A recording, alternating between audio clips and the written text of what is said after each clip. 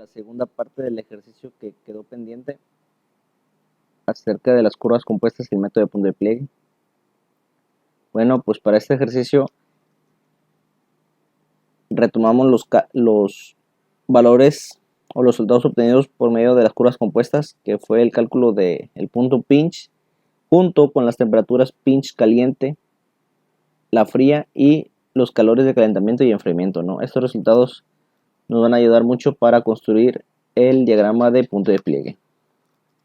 Bueno, recordando que la temperatura pinch caliente fue de 130 y la temperatura pinch de la fría fue de 110, ¿no? Así que hacemos la construcción de este diagrama en el cual por la parte de arriba vamos a tener las corrientes calientes y por la parte de abajo las corrientes frías. Así que de esta manera queda 130 y 110, ¿no? Así que recordando la tabla de inicio, la corriente 1, que es caliente, la queremos llevar de 250 a 100, así que quedaría de 250 a 130 y del otro lado sería 130 hasta 100. Y de igual forma sería para cada una de las corrientes, ¿no? Por ejemplo, en la segunda corriente, que también es caliente, va de 180 hasta 100. El primero va de 180 a 130 y de 130 hasta 100. Y de igual forma para las corrientes frías, en este caso parte de 110 hasta 200. Si tuviéramos una corriente que sería de 80 a 200, bueno, sería de 200 a 110 y de 110 a 80, pero este no es el caso. Y una vez construido este diagrama, podemos interpretarlo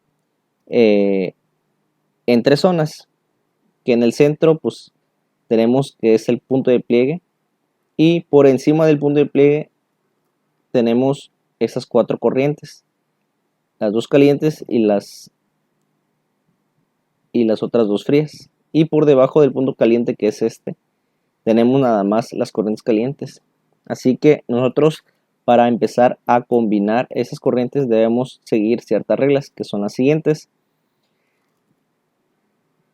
Que la primera dice no transferir calor a través del punto de pliegue.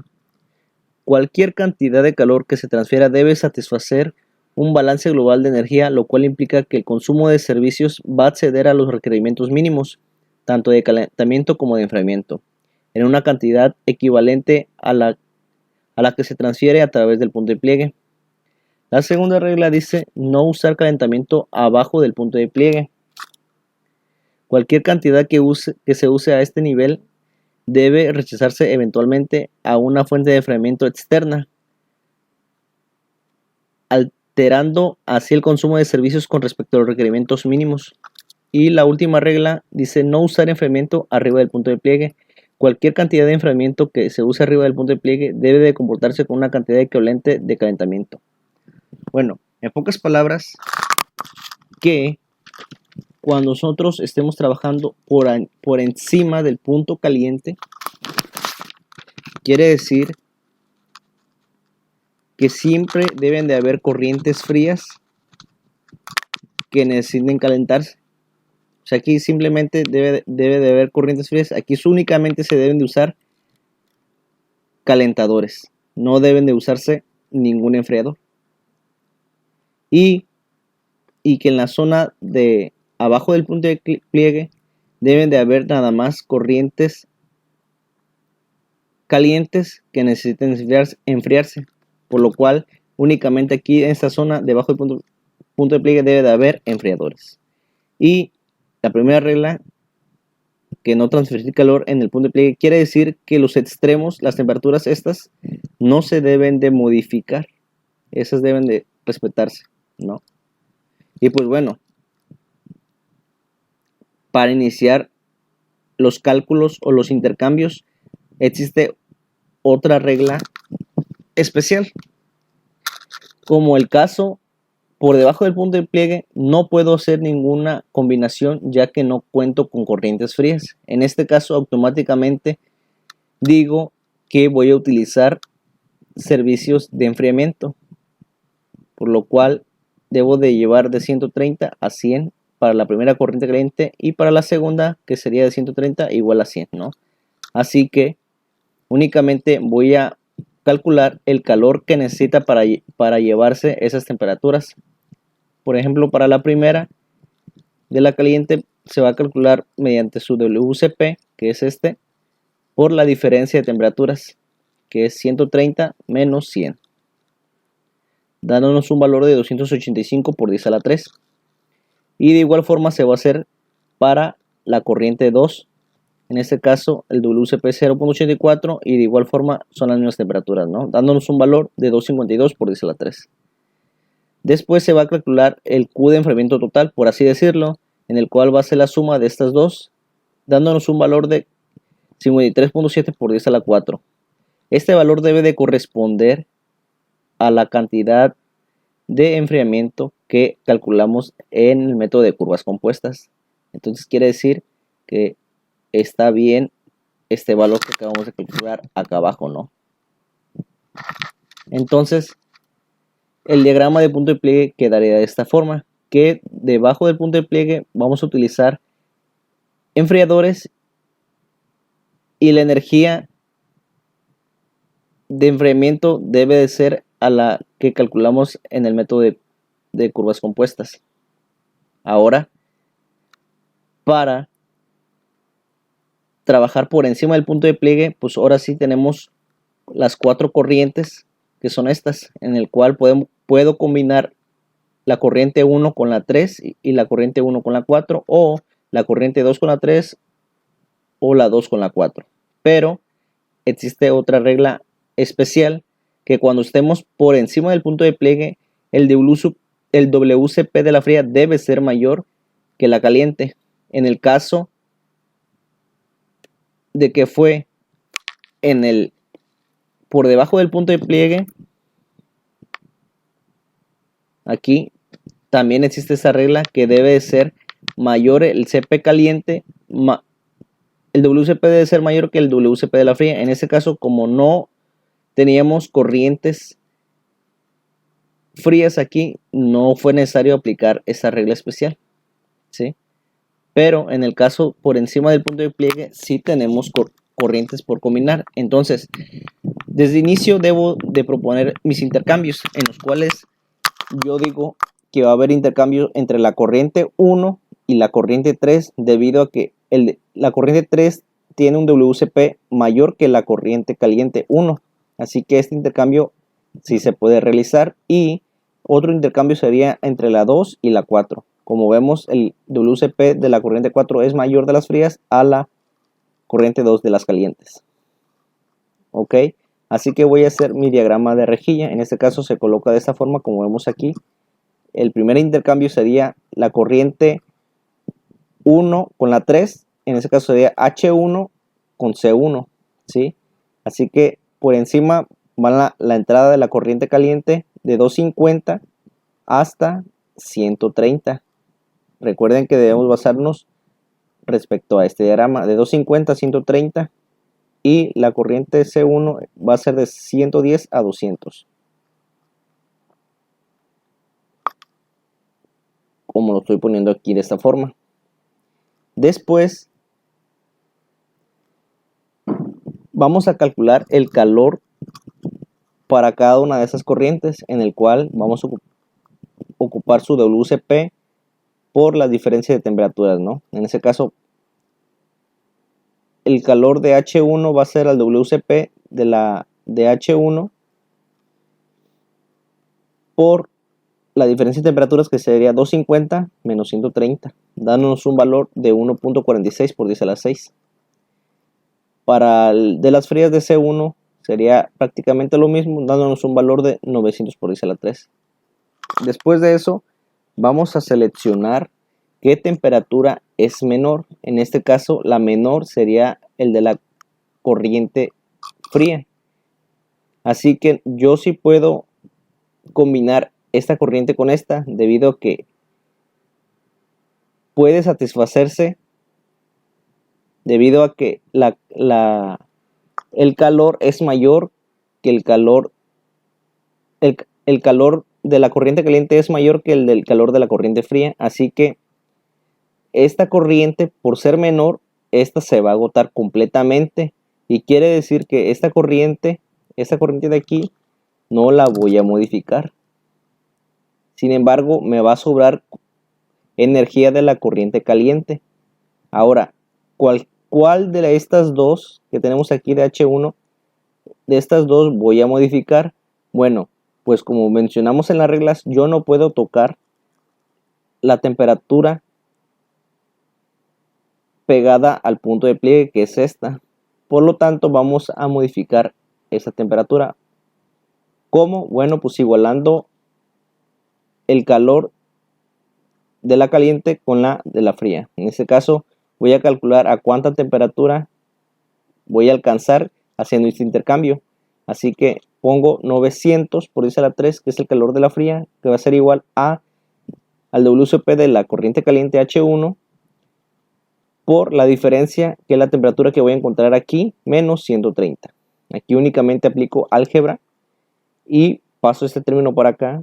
Este valor lo multiplico por este, dándonos así igual por menos 130, dándonos un valor de menos 1.235 por 10 a la 6. Después este término lo paso de este lado sumando y este valor lo paso dividiendo para despejar a la x, dándonos un valor de 224.73, redondeándolo a 225.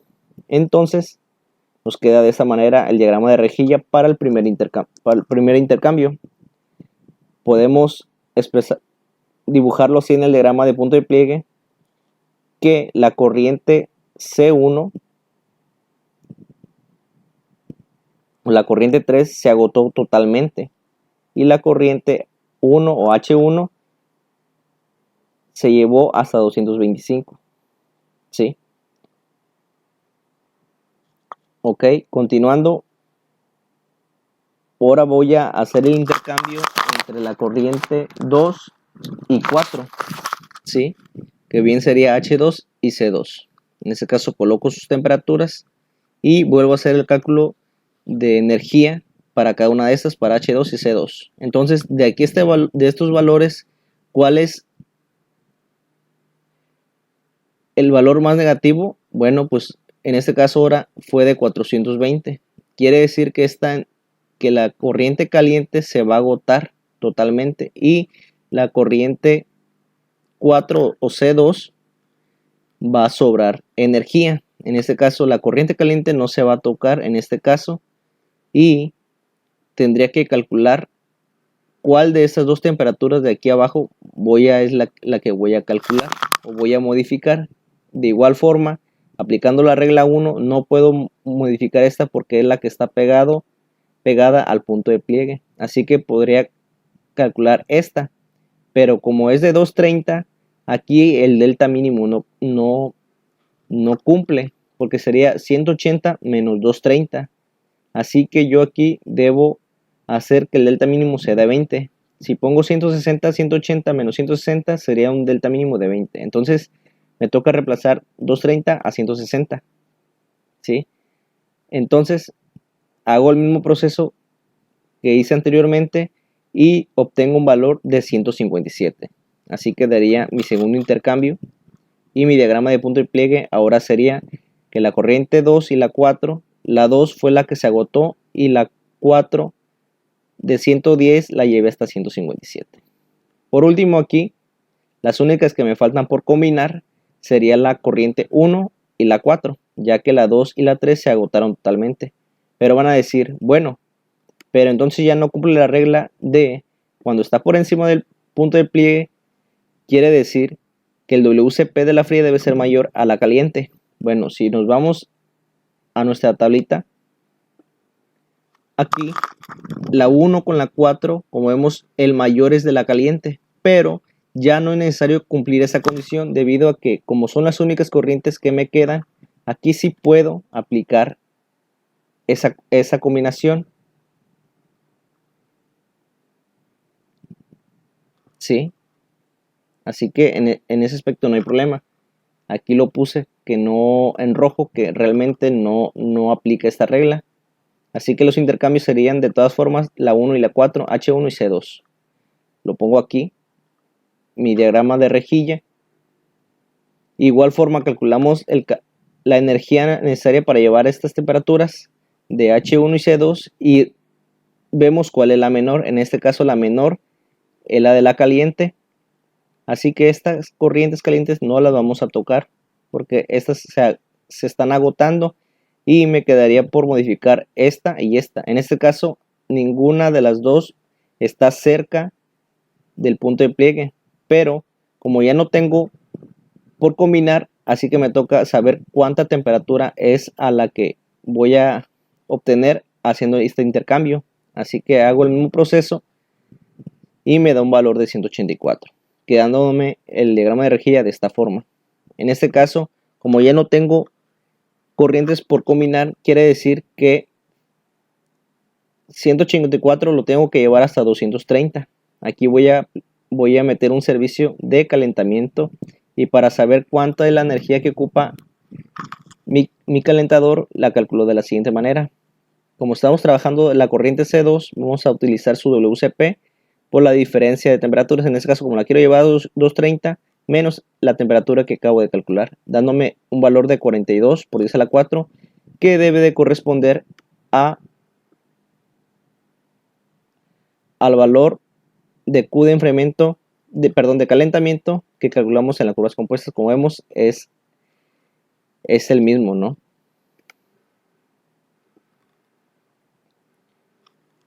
Y así me quedaría, mi diagrama final de punto de pliegue. ¿Sí? Esta corriente se satisfació, la 2 y la 3 de igual forma, y